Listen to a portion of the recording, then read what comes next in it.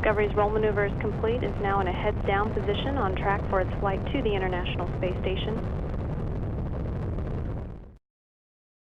Salut à toutes et tous, encore petit format pour cet épisode, et cette fois-ci nébuleuse planétaire.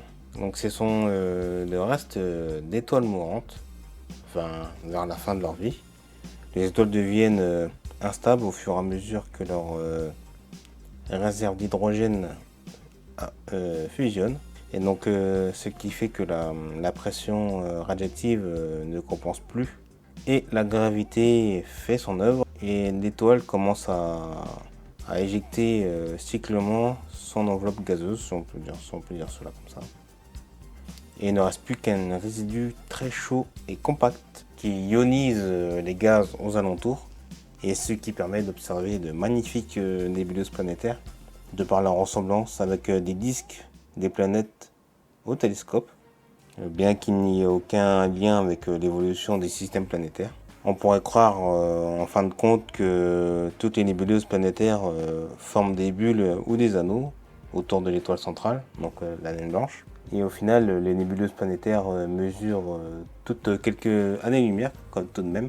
Et en référence N76 Persée, la nébuleuse du papillon, NGC 2392 du Gémeaux, Esquino.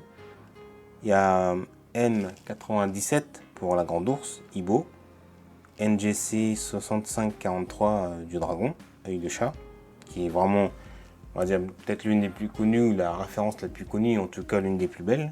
Et M57 pour la Lyre, nébuleuse de l'annulaire. M27, pardon, le petit renard, le bas de cloche, du coup, pour le nom de la nébuleuse. Et NGC 7662 Andromède, et nous la nébuleuse éclair bleu.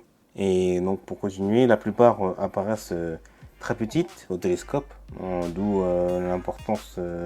Et l'étoile centrale n'est pas toujours visible, comme il me semble que dans la nébuleuse du Crabe justement, on a des photos dans plusieurs longueurs d'onde non visibles.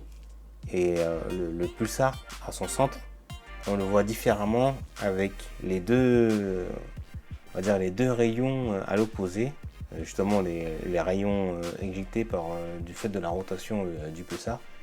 Et c'est vrai que quand on voit avec les lumières visibles, ça n'a quand même rien à voir avec les lumières non visibles, et toutes les longueurs d'onde du non visible sont vraiment magnifiques et hallucinantes à voir.